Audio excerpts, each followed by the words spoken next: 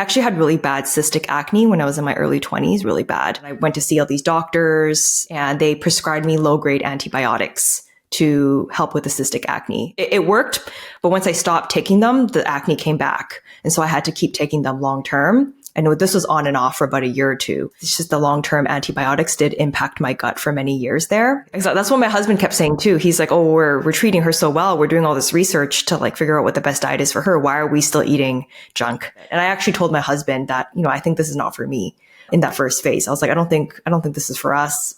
And he was like, no, just keep doing it. Just keep doing it. And we pushed through and got through the other side of keto flu.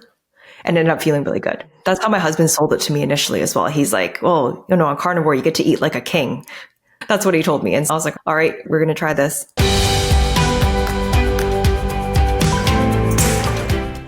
All right. Good morning. We have with us Alice, who is gracious enough to join us and tell us a little bit about her, I guess, a success story here. Alice, first question for you is, where are you located? I always like to know where folks are at. I'm from Vancouver. Are you in Canada? You're in Canada right now, Vancouver. Okay, nice. I'm your southern neighbor here in Washington State. I'm up, I guess, about 2.5 hours from where you are. Vancouver is just a beautiful, beautiful city. My goodness, it's one of you got the pretty mountains in the background and obviously the ocean next to you. So it's a really, really nice location. Probably nicer in the summer than the winter, maybe, perhaps. I don't know. Yeah, for sure. Is it snowing where you are as well then, since you're in Washington? It snowed a little bit yesterday and it's rainy and icy today. And so I think that might be the end of winter for us. So it's been a really minimal winter, really. It's only been a couple of days of snow and that's it. So I think it's supposed to get to into the 50s next week. And I doubt it'll get cold again after that or much colder. Maybe it will. Anyway, did you grow up in Canada, in Vancouver? Is that where you've always lived or where you were? Okay. Yeah, I was born and raised in Canada. My parents are from China.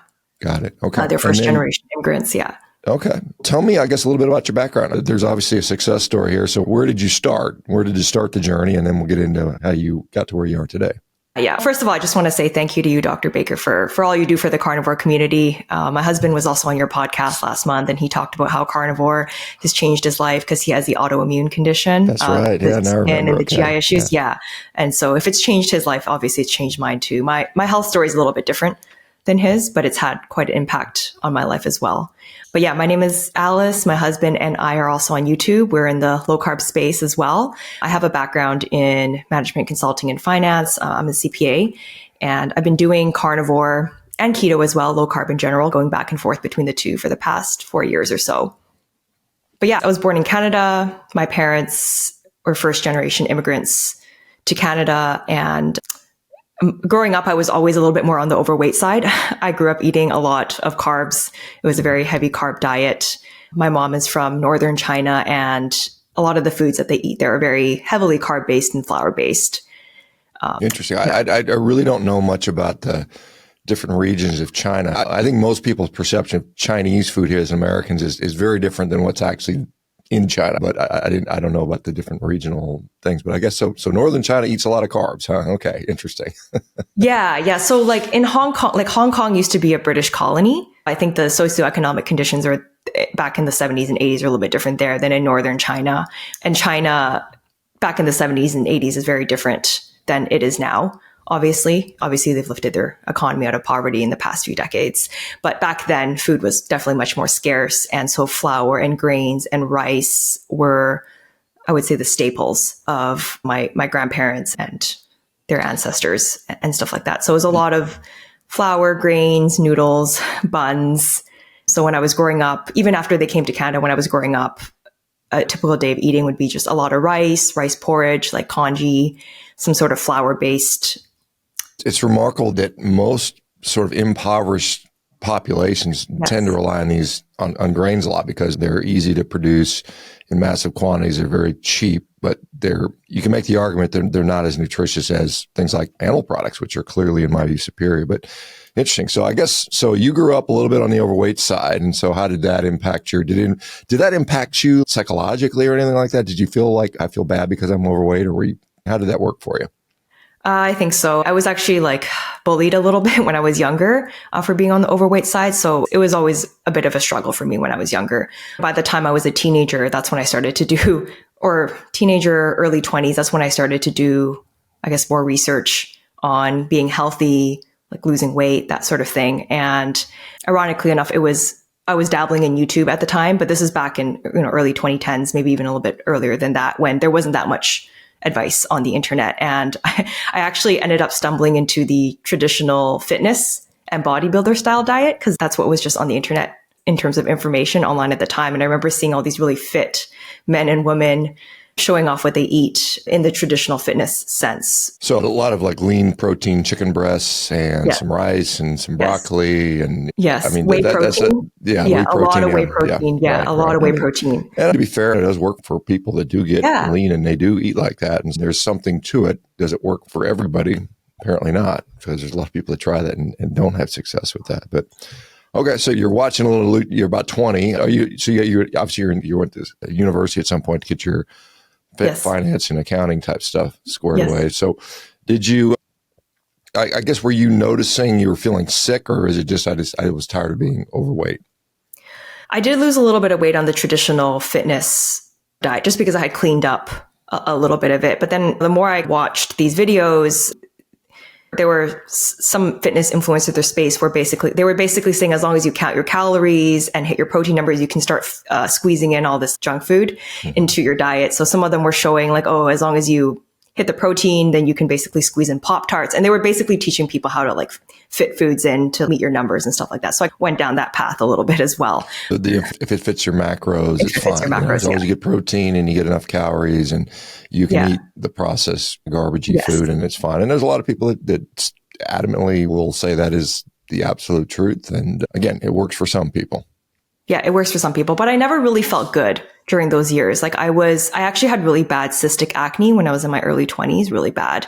And unfortunately at the time, I went to all these dermatologists. Some of them prescribed topicals. And then I went to see all these doctors and they prescribed me low-grade antibiotics to help with the cystic acne. And unfortunately, it worked. But once I stopped taking them, the acne came back. And so I had to keep taking them long term. I know this was on and off for about a year or two. And the long-term antibiotics did impact my gut for many years there. And I just never really felt good. Like I always had brain fog, and kind of in hindsight, I didn't even realize this at the time, but in hindsight, after going down this keto carnivore journey, I realize now that I never really felt good. I always dealt with the cystic acne and the brain fog being another big one. And because of my background and what I was, exposed to in terms of food at a young age, I did have that sweet tooth. I have always had the sweet tooth. So the sugar addiction, carb addiction sort of thing does apply to me as well.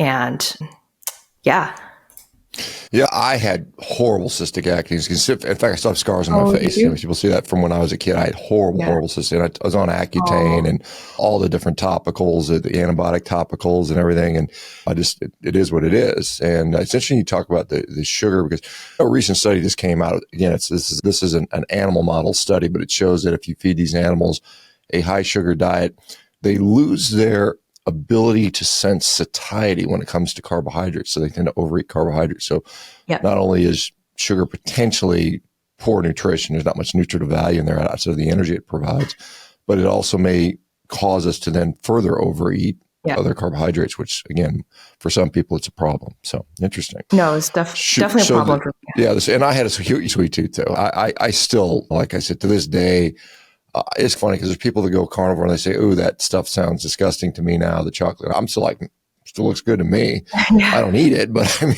it still looks like it would be good. But I generally avoid that for the most part. Okay, so what about things like you said brain fog and things like that? So obviously a little bit of cognitive difference that you maybe.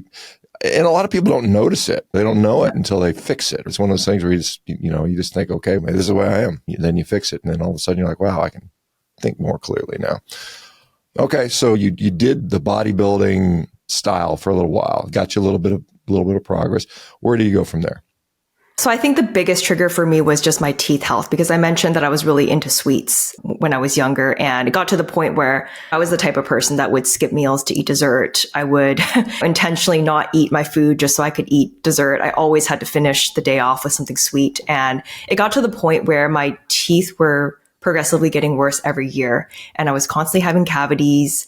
And every time I had like borderline root canals in my teeth. I was constantly going to the dentist. And it's funny, the dentist never once suggested that it may have been due to sugar.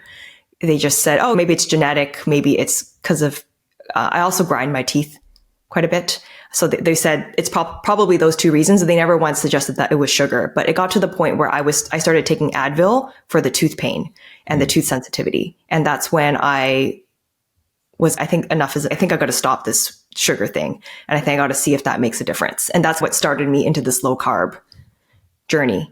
Just deciding that I was going to stop eating the sweets. And those first couple of months were pretty rough. It's pretty hard to stop eating sweets once you've just been so accustomed to it. Yeah, and they're everywhere. They're everywhere. They're cheap. Yeah. Everybody promotes it. It's a reward. You treat yourself. Yes. That's been our message. Treat yourself with something that makes your teeth fall out, or treat yourself with something that makes you feel miserable 20 minutes after you eat it, or something like that. It's interesting, that short addiction thing that it supplies. And it's, you think about it, when we talk about different diets. In fact, there was just an article that somebody republished, Kevin Stock, about Stefansson's article in, I think, 1920s, talking about the diet of the Inuit, speaking of Alaska, or Canada rather. Their meat diet, they have perfect teeth because they don't eat any of that sugary stuff. And you think about diets that how can a diet that leads to dental decay be something we're supposed to eat? It makes zero sense. Just that very singular fact alone, that you're eating a food that's making your teeth fall out. How can that be what you're supposed to eat? Right. Exactly. I don't have any teeth problems now, but after stopping the sugar and stuff, it eventually got better. And that's when I realized that. That's when my husband started discovering keto as well. And funny enough, one inspiration for us going on a more ketogenic meat-based diet was actually our dog. So we got our puppy. She was a puppy. We got her in 2020, and we started doing all this research on what's the best diet to feed this dog. And I wanted her to be super healthy because she's my first dog. And it led me to the concept. I was doing a lot of research online, and it led me to the concept of raw feeding for animals and how dogs should be eating a carnivore diet. And I watched a bunch of this lady called Dr. Karen Becker. She is she's a vet, and she's quite well known in her space, but she promotes like raw feeding for animals. And so that's the first time I had heard of the concept of a carnivore diet for dogs, ironically. But I started feeding her raw food, and she's done really well ever since. Yeah, I actually got one of the original originators of this whole raw food thing is Ian Billingshurst, who's a vet down in Australia. Yes, I've heard of him too. Yeah. Yeah. So for those who are interested, I just did an interview with him a few months ago. So yeah, and my dogs too. My dogs are on basically raw ground beef, and the oldest one's is about to turn 12, and she still acts like a puppy. So it's really awesome. Really neat to see. So anyway, so your dog. So, and a lot of people, it's interesting because a lot of people, they'll be afraid to do it themselves, but they do it to their dog, and all of a sudden the dog stops acting like it has arthritis, and it doesn't smell real bad, and its coat becomes shiny, and it's sometimes a gray, and their face goes away. And it should be like a signal. Hey, wait a minute. My dog got healthy. What about if I did something similar? Exactly. That's what my husband kept saying too. We're treating her so well. We're doing all this research to figure out what the best diet is for her. Why are we still eating junk? Mm-hmm. So that's when he started going down the keto. He was doing research for his eczema, but that's when we discovered the traditional keto space. And that's when we started doing keto. That's also around the time when we were almost about to get married. And so we were initially motivated for the weight loss reasons. So we started doing keto, and he lost quite a bit of weight right off the bat. And we started just feeling better and better. And then after the wedding and stuff like that, he introduced the concept of carnivore to me. And I remember the very first time he brought it up, he was like, I saw this stuff online. All we do is eat meat and nothing else. And I was like, I don't think we're doing that. This was the very first time I'd heard of it. But then I don't know what really happened. But he started just doing it himself. He talked about this in his podcast interview, but the vegetables and stuff, he still had a lot of GI problems, like with the gut health, and his skin was still out of control. So even though he had lost the weight, his health wasn't really optimized, even with traditional keto. But he started doing it. And because he started doing the carnivore thing, I started doing it as well. And because we basically do everything together, and everything he does influences me too. And so that was when I started carnivore. This is like in late 2021. It's been a couple of years Okay. Yeah. So we're obviously beginning 2024. So a little over 2 years. Okay. Yeah. And so were you on keto at the time as well when you started carnivore? Yes, I was doing the traditional keto, which is like lots and lots of vegetables and still not that much protein, just like mostly vegetables and a little bit of fat, avocados, stuff like that. Yeah. And how did that transition go for you? Obviously, you had to like mentally, because at some point you said this sounds crazy. And then all of a sudden, what convinced you to, was it your husband's success that convinced you to do it, or what convinced you to actually try it? I think I would make the vegetables and he wouldn't eat them. So it's something that happened slowly over time where I just cooked less and less. And then I realized just based on my own experience that I was doing okay without them. And I think that's probably why I had one of the biggest resistance for me trying carnivore was that I was always raised to think that you need to eat vegetables for fiber, for the gut, especially during those years when I was on the low grade antibiotics and I was struggling with gut health. I thought just piling more fiber and vegetables would help. It never really did. It never really did. And over time, during that transition period, I just ended up realizing that, hey, I don't really actually need to eat the vegetables for gut health. And I was doing perfectly fine without them. Yeah, it's interesting because most people, you talk to most dietitians, most physicians, they adamantly believe that this vegetable fiber is required for good gut health. That is not only not true. There's an interesting paper by a guy named Tommy Wood, who's up in University of Washington, and Lucy Mailing, who basically show the gut is very metabolically flexible. It does fine without fiber, with a lot of animal foods. And I see so many people, that is one of their major comments is, wow, my gut feels so much better without all this extra indigestible material in there, which is what particularly insoluble fiber is. We just cannot digest it. And so it's interesting. Okay, so how long did it take you to notice a difference in various aspects of your health? I think the digestion in the beginning, my body was still adjusting. So I think it took maybe about a month or so before I fully got off all of the vegetables and stuff like that. And it's one of those things, like to your point, it's one of those things that I didn't realize that I didn't need fiber until I stopped eating the vegetables. But yeah, and then actually shortly after that, I got pregnant and I did a mostly meat heavy keto, or if not carnivore, pregnancy. For the most part, I tried to stay pretty strict with it. And then also when I was breastfeeding as well, I was pretty strict carnivore during that period. How did that go? I guess that was your first pregnancy. You probably don't have anything to compare it to, but was it a fairly uneventful pregnancy?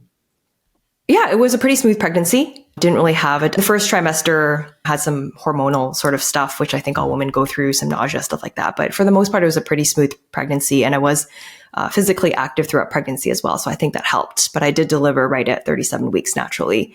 And I had a pretty smooth labor experience. So I think diet played a big role in that overall experience. Little boy or girl? Which? Boy. It's a boy. Little boy. Okay. And he did fine. I assume he came out nice and healthy and did okay with the breastfeeding and all that stuff. Yeah. Everything went well with that. Yeah. Did you have any, because I guess you said, were you carnivore while you were doing the breastfeeding, and did you have any trouble producing enough breast milk? No supply issues. I actually had an oversupply, so no problems with breastfeeding there. And I was pretty adamant of being really strict carnivore because I was like, I got to make the high quality milk for the babies. No, that was a good experience. Yeah, it's interesting because there are studies looking at breast milk and what the mother's diet is, and they've seen that like vegetarian and vegan diets tend to be lower in things like the DHEAs and things of that nature, and those are part of the brain development. They're not critically low where there's none, but it's certainly a little bit lower. So you may have given your little boy a bit of a head start above his peers, which is really cool. Was your obstetrician aware of your diet, your peculiar diet? And because one of the concerns that people say is, folate might be an issue, and folate is important particularly in the first trimester for neural tube development. Any issues with or an oral glucose tolerance test? They often do an oral glucose tolerance test, I think in the second trimester. And yes. How did that go? My results came back fine. I think I'd read something online that for people doing low carb, and I did do some research on this beforehand. There was a lady named Lily Nichols who wrote the book Real Food for Pregnancy, and also another doctor in this space. I think I can't remember her actual name, but I think she goes by Dr. Fit and Fabulous. Yeah, Jamie Seaman. Yeah, I know Jamie well. Yes, Jamie Seaman, yes. So I watched a lot of their content, and also niche area as well. So I was watching a lot of their content in inspiration for me to do this. So I knew this was the right thing for me to do. And also having done keto carnivore prior to going pregnant, I personally I wasn't concerned. I didn't really tell my doctor specifics about, I didn't say the word keto or carnivore or anything like that to her. I just said, I'm not eating any processed foods, sugars. And she was like, oh, good for you. So I just kept it pretty high level. Yeah, if you tell them not eating vegetables, and they start going away, they start losing their mind. I'm glad you had a very good pregnancy. So obviously you're post-pregnancy now. And did you have any trouble? Did you gain much weight during the pregnancy? Did you have any difficulty bringing it off? I gained about 30 pounds during the pregnancy. I think that's a pretty healthy amount. Usually I think they recommend about 25 pounds for the average person. And there's some people that gain 70, 80, quite a bit. Yeah. Or some that are already obese, they tell them you don't really need to gain any. It's interesting. So were you able to lose it off pretty easily? Yes, it did come off pretty quickly. But I was also physically active during pregnancy too. So I think that also plays a difference as well. But yes, I definitely think that the diet played a big part of it. So it wasn't terribly hard for me to get the weight off. Let me ask, because you mentioned your parents, they're here. I assume you interact with them quite frequently, I would imagine. And they come from northern China where carbs are king. What are their thoughts? Are they like, what the heck are you doing? What are their thoughts on meat in general? Were they taught the meat was bad for you, or just it's too darn expensive and we don't have a lot of it? What was their sort of attitude towards meat in general, and then just meat? That's got to be the really weird thing for them. They're not against meat by any means, but it's more just, I think that it was considered to be expensive growing up because carbs were always just the staple. So they're still a little bit confused why I don't eat rice, because in traditional Chinese culture, everyone eats a bowl of rice for dinner. That's how I was raised, right? Always eat rice, always eat more rice, go back and eat 2 bowls. If you're eating 2 bowls, you're doing a good job. So initially they were a little bit confused, but I think they understand a little bit more now. And because it's just been so long, they don't really say anything anymore. Mm-hmm. So for the most part, they're pretty respectful about it. Do they eat more meat now because of you guys? I think they think that is like it's a good thing to aim for, but it's harder. It's harder for people who have just been eating their ways for so long. Yeah.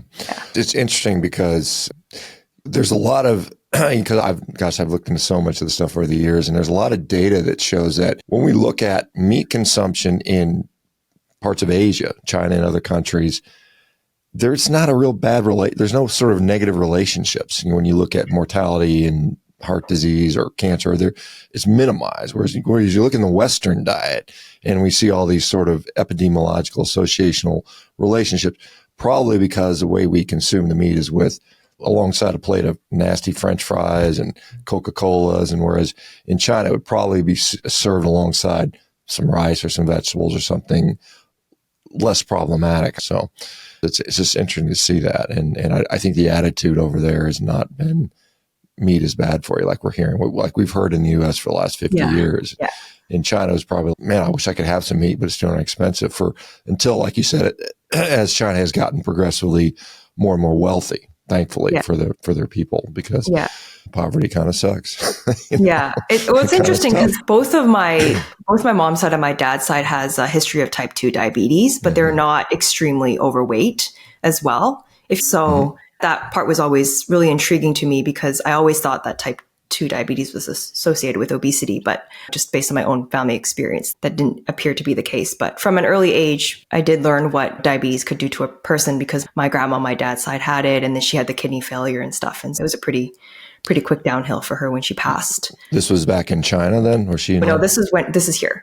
Oh, she's here. Okay. Yeah, she was here. Yeah. Yeah. It's interesting because we do see within certain populations, particularly Asian population, Indian and some of the other groups, that diabetes occurs at a much smaller body size. You don't have that. For some reason, some people will maintain it. For maybe Europeans are able to acquire more fat before they become diabetic. And this is the way that works. Maybe there's some of these little genetic differences that we all have. So what do you eat on a normal basis? What does a carnivore diet today look like for you? A lot of eggs pretty much every day, and a lot of meat, mostly beef and fish. And like I mentioned, just doing carnivore so long now, I have occasionally added some stuff back in here and there and gone back and forth between keto and carnivore. And when I say keto, it's like meat heavy keto. It's not like traditional keto, but gone back and forth. But a lot of meat, eggs, and fish. Those are my main staples. Do you include much pork? Because pork is obviously a huge part of the just entire across Asia. I think pork is the number one meat. Yes, it is. It is. Do you consume much pork? A little bit here and there, but not too much. I think my body does best on beef. I've realized just feel best eating mostly beef. And I really like fish. We live in the Pacific Northwest, so there's just a lot of fish available here, as you probably know yourself. But yeah, I don't really eat it. That's funny. No? I don't really have the desire to eat it. It's weird. It's here. We got some good salmon and some of that other stuff. And I just not really want any salmon. I've had a little bit while I'm here. And if I go to a restaurant, maybe and I rarely go to restaurants, but if I go, maybe I'll get some mussels. There's some pretty good mussels. We sometimes go to a place called Whidbey Island, and they've got a little place called Pen Cove, and they got mussels in there. And so sometimes I'll order that if I'm at a restaurant. But like I said, I go probably 1% of my meals come from a restaurant, and 99% of what I eat is at home. Do you have a favorite way to prepare, like steaks and meat and beef and stuff like that? How do you guys do that? We do a lot of air fryer just because it's convenient. But sometimes we'll do roast in the oven as well. But I think the air fryer has definitely been a game changer for us. We're being busy parents with dealing with YouTube and stuff like that. It's just the fastest way for us to make meals. And you said you have a degree in accounting and finance, I think you said. Are you still actively doing that stuff as well? No, not for the most part. Pretty much doing YouTube full time now. Got it. Okay. Yeah. Okay. And how's that going? It's going really well. Yeah, we started in 2021, initially more just for fun, recipes and stuff like that. But then it started picking up and people started reaching out. They started sharing their stories. I think that's one thing I really like about this low carb carnivore keto space is that it's a very warm community with a lot of like passionate people, like-minded people. Yes, we also started doing like weight loss coaching and fitness stuff as well and helping people. We're specializing in low carb, but yeah, helping people with weight loss.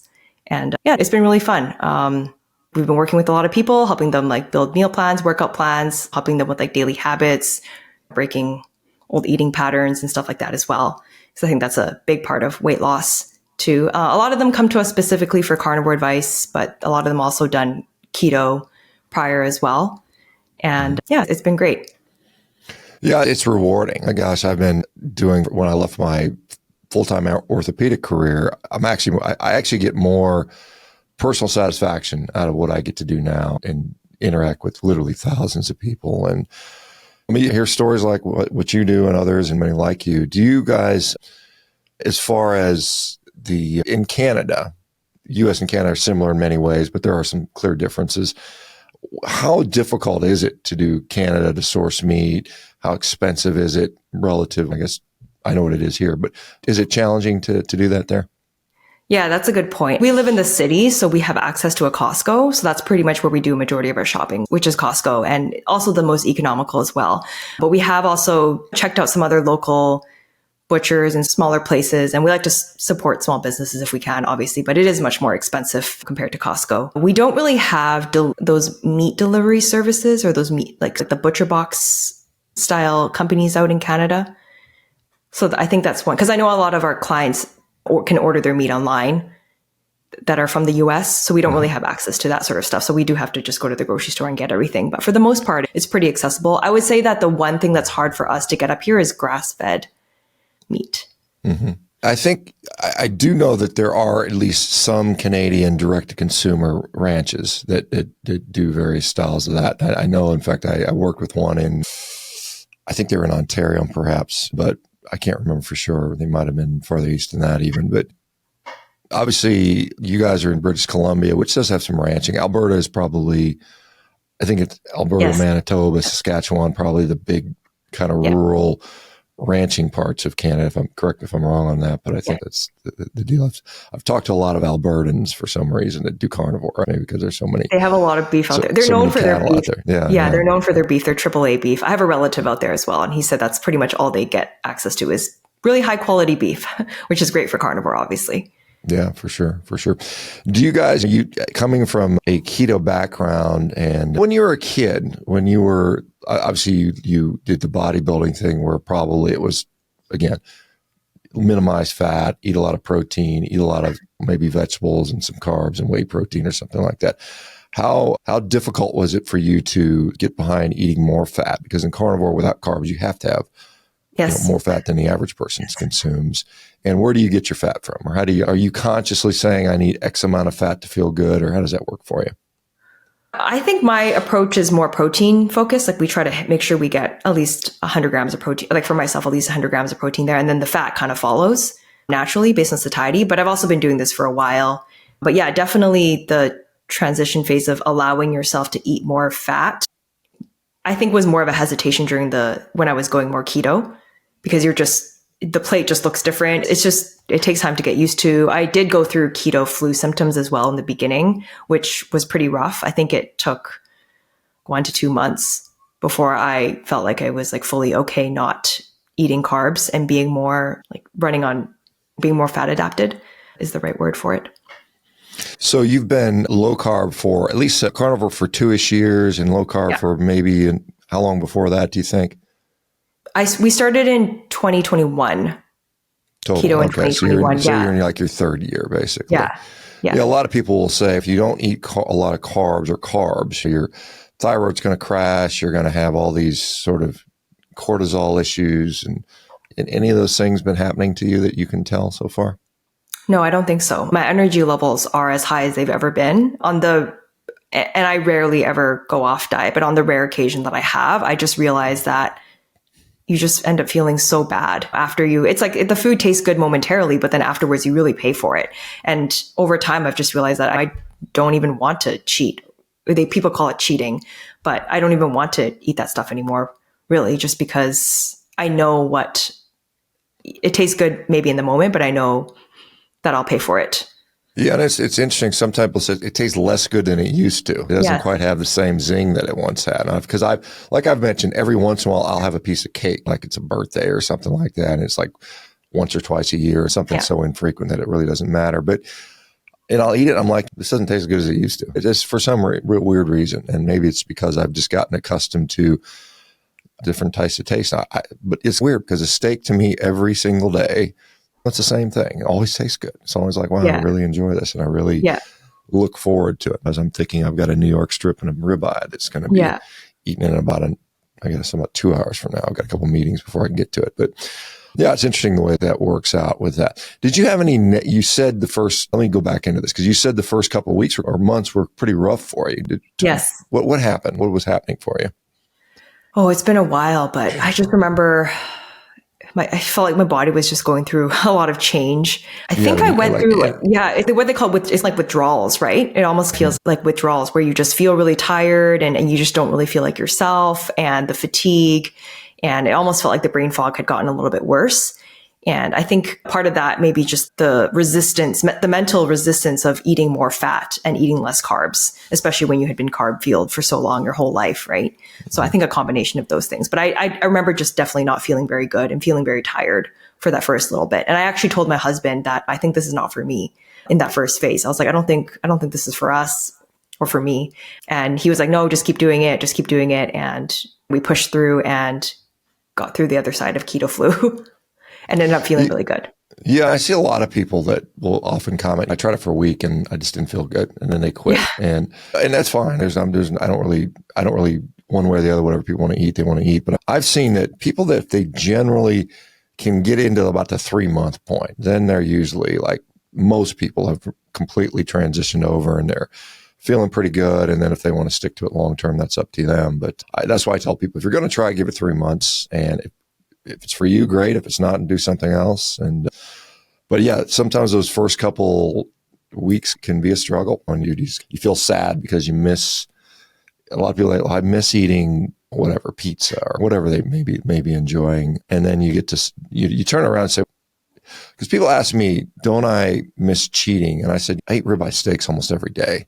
Yeah. Literally every meal I have is a cheat meal for some people, because some people would consider that a treat. Oh my God, I get to go have a steak, and it's once a month for some people. And I eat that every single day, almost every meal. In fact, and I put ground beef in there and stuff like. It's not always steaks, but I definitely to show off when I'm eating a steak because it looks so good. And tell that's people kind of how my husband. That's how my husband sold it to me initially as well. He's on carnivore. You get to eat like a king. That's what he told me, and so I was like, all right, we're going to try this. Yeah, it literally is, because if you look through history, again, obviously different countries have different histories, but in general, a lot of times meat was reserved for the wealthiest of the people, and the peasants were eating the kind of the grains and the dirty vegetables. Maybe every once in a while they got lucky, they got a horse hoofed and on or something like that. And now it's in the kings where they had their own king's hunt. I know in Europe they had, this is a king's hunting ground. If you're caught, you'll be killed, and don't steal their food and don't steal their meat. And it is eating like a king. In fact, better than a king. Most kings probably don't. Most kings from 500 years ago eat less well than I do, which is crazy to think about that. And that's in part thankful to our modern food system in a way. There's a lot of problems with our modern food system, but we have figured out how to feed a lot of people at scale. And I think there's something to be said about that. How much criticism have you had? You got a YouTube, anytime you're out in public, when you put yourself out there in public, I on a daily basis, I get people telling me how ugly I am, how much I must smell, how stupid I am, blah, blah, all the things that I just laugh. I just, okay, whatever. I'll just keep helping people get healthy. But do you get much negativity, or has it been more largely positive? I imagine it's mostly, and to be fair, most of what I get is positive as well. But there is a little bit of that, just the haters. I guess when you get haters, it means you've arrived. So have you guys had to deal with much of that yet? A little bit, yeah. But to your point, I just try to ignore it. In the beginning, I would say in the beginning, it bothers you the most. And then afterwards, you get used to it. But nowadays, I try to see it more positively, which means that if you're getting more haters, that means your stuff is hitting a broader audience. So that's actually a good thing. Yeah. Yeah, it is. And I use it as a source of sort of entertainment. It's funny because you just kind of share what some of these people say, and they're so crazy. It's wow, okay, you're your own worst enemy, because you know, if you're advocating for this, and then it just looks crazy. What have been some of the lessons you've learned as you've gone through this 2 years, or things that maybe you thought when you first went into it to where you are now? Because if you're out giving advice to people, then there's obviously, because people ask me, I wrote a book on this, and before I wrote the book, I remember I was joking around, it's going to be one sentence: just eat a damn steak, end of story. That's a whole book. And it could be for some people. But then my publisher said, well, you need 60,000 words. And I was like, oh God, okay, let me write for 60,000 words. And because a lot of people have questions. You just eat a damn steak doesn't work for everybody. Some people want, what about this? What about that? What if this happens? And so what kind of things have you guys maybe learned over the course of time? Yeah, that's a good point. I would say just try it. I know a lot of people, I think a lot of younger people might have hesitations towards trying something like this, because younger people, they go out with friends and stuff, and maybe you don't want to be judged by other people. And I would say just try it for yourself and see how it works. And a lot of people, and I think you can really experiment with what works best for you and your body. I think that's the most important thing. So just approach it with a scientist mindset and see what works for you and your body, because everyone goes through a different health journey, I think. For example, with my husband, he's got the autoimmune condition, the GI issues. And for myself, I have the sugar addiction and sweets and stuff like that. Just try and see what works for you and what doesn't work for you, and just go from there and take it from an individual approach. I think that's the most important thing. Because sometimes you see a lot of people in the space, they're saying, oh, it has to be this way or it has to be this way. But I think just trying to figure out what works best for you, whether it's keto or carnivore or anything like that, is the best way to approach it. Yeah, I try to not be overly dogmatic. Like I said, I just want people to get healthy. Whatever they do to get there, it's fine. If you want to go vegan and get healthy, it's fine with me. I'm not an expert on it, so I'm not going to be able to much help for you. But let me ask you, because you mentioned sugar addiction, and I do think I think sugary food addiction is probably a more accurate way to assess that, because very few people just go to the cabinet and eat lumps of sugar. Most people are eating processed food with sugar in it. And you think about it, how much chocolate would you consume if there was no sugar in chocolate? That's at 100% dark. And most people are like, I'm not going to eat much of that. So the sugar makes these food more palatable and more addictable. But with regard to, what are your thoughts on artificial sweeteners? There's some people that say, can't do any sweet. How do you approach that? Or do you consume any? Do you stay away from that? Yeah, I think for me, that's probably the biggest problem with keto is the keto junk food. Because when I had done keto, I was following some of the advice online, but I was also still eating keto ice cream and keto dessert. And then I got into the keto baking world, and it was keto pancakes and all that stuff. Not really a big fan of the artificial sweeteners, because for me, it's a slippery slope. I don't know what you think about them. I do think it's person dependent. And I think, do they have an impact on our physiology? Yeah, literally everything does. Everything's going to have some impact. Now, whether that's in net, is that a big negative? For some people, it is. For some people, they can't do sweet. And if they do sweet, that makes them relapse. So I do think it's fairly highly individual. I think some people find themselves just consuming more and more of it, and particularly in the context of keto, because it's very easy to make a ketogenic diet awful. There are awful ketogenic diets out there where you go to the Costco and everything that has a keto. If you ate everything that said keto on it in Costco, you'd have a garbage diet. You would. Yeah, So it's one of those things where I think, is drinking water better than drinking some stevia sweetened beverage? Probably. How much better is it? For some people, it's marginally better. And again, like I said, for some people, it is a real problem. But again, it's one of those things. What about things like, are there things in the diet? Because in carnivore, some people have different interpretations. In my book, I have a little bit of a broader, some people it's meat, salt, and water, which I'm doing right now, by the way. During World Carnivore Month, I do that pretty much every year. I go to beef, salt, and water. And I usually feel I feel fantastic on that. But throughout the year, I'll often add in some dairy products, add in a little bit of eggs. Maybe I'll eat a few different kinds of different sorts of meat, maybe a little bit of pork in the form of often in bacon and fish occasionally. What is your diet?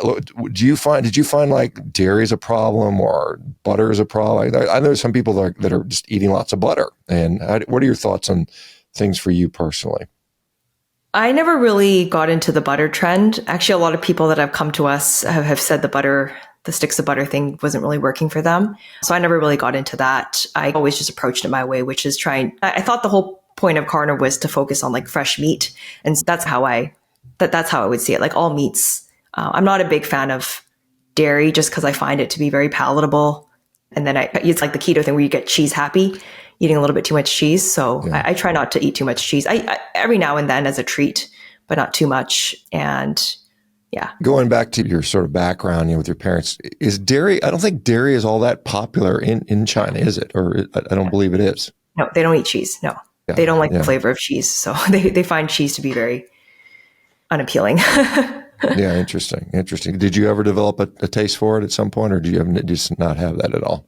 Back in the day when I was still eating standard American, like sandwiches and stuff, I would ask for a piece of cheese, but no more. That was the max extent to it. But I know a lot of keto and carnivore recipes contain a lot of cheese and dairy.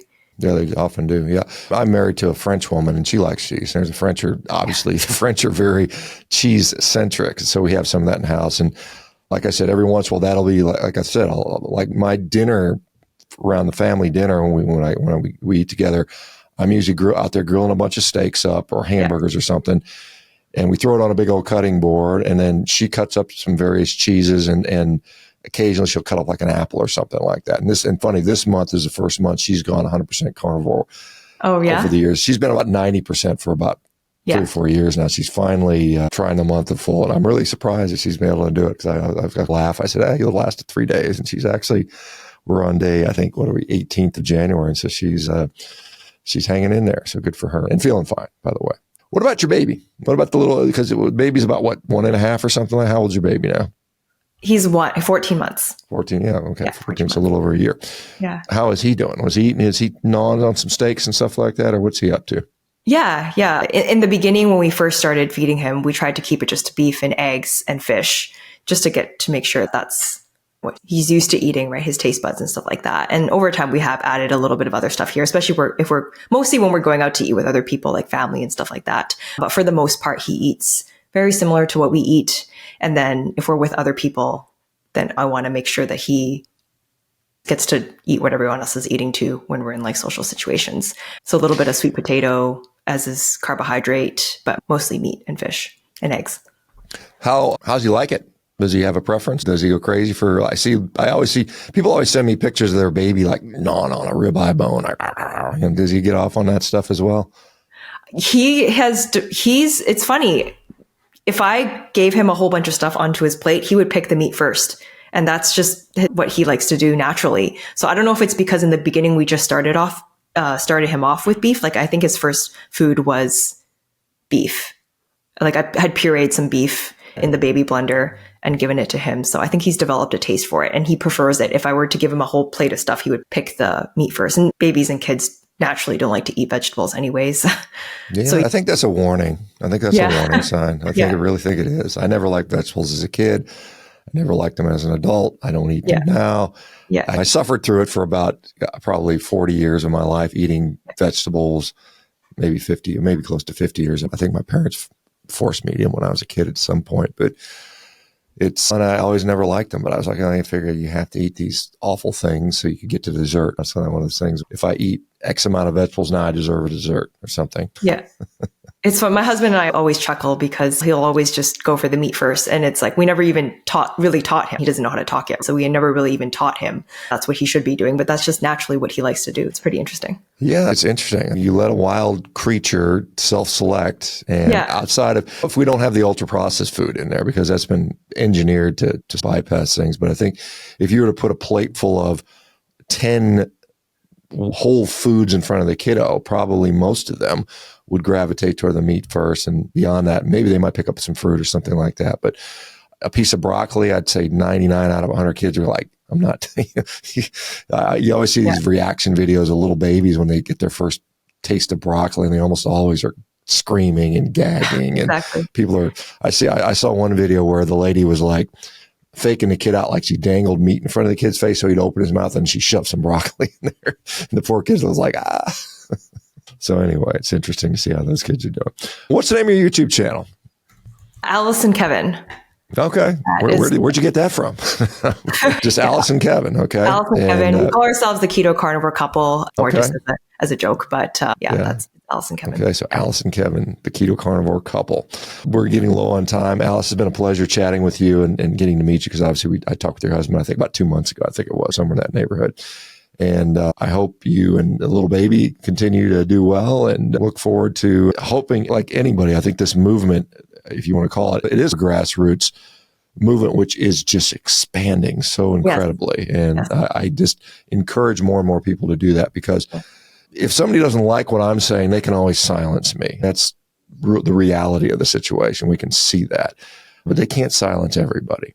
And I think the more voices we have, the harder it is to ignore. So good for you for doing that, and keep up the good work, and say hi to your husband for me. And thank you very much. Thank you so much. We would love to have you on our channel too at a future date if you're available. I would be happy to. I'd be happy to. We'll make it happen at some point. Okay. Sounds good. Thanks, Dr. Baker.